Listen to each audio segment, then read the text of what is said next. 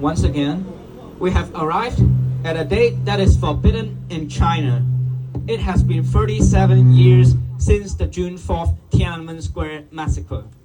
The children and young people of that time have now become parents and grandparents.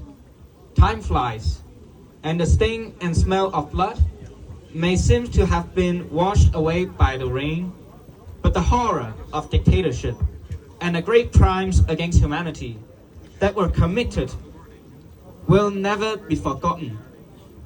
A few days ago, I saw a cartoon on the internet. It showed a tank from the Tiananmen Square massacre using an EV charging station with a caption, "It has already been 37 years. Look at how progressive China has become. Why are you still standing in the way?" I would like to answer that question. Cannibalism with forks and knives is still cannibalism. The barbaric nature of cannibalism is not changed by the utensils.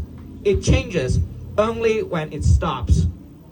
Today, I would like to honor a hero, Mr. Fang Zheng, who is here with us today. He lost his legs to the tanks in 1989. The economic progress in China has been tremendous, but it can never make Mr. Fang Zheng walk again. Instead of walking towards freedom and democracy, the Chinese Communist Party destroyed freedom in Hong Kong and exported fear and violence through unlawful acts of transnational repression. The fact that they blocked off Victoria Park and arrest people for trying to commemorate the Tiananmen Square massacre serves as the greatest proof. They are lying. We know that they are lying. They know that we know that they are lying. We know that they know that we know that they are lying. There is a famous quote from George Orwell's 1984, "Who controls the past controls the future. Who controls the present controls the past." If we take no action to preserve historical truth, we will be living in a world dominated by the lies of the Chinese Communist Party.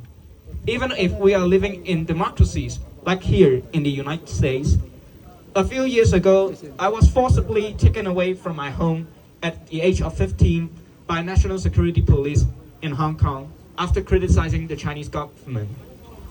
I left Hong Kong alone at a young age. I was in detention, in foster care, and faced many struggles and abuses because of my advocacy. However, I have never regretted speaking the truth. Now I am an incoming student at UC Berkeley. Wow! 全额奖学金. Yes, full scholarship. Therefore, I encourage all of you, never give up holding on to what is right and never give up calling out what is wrong.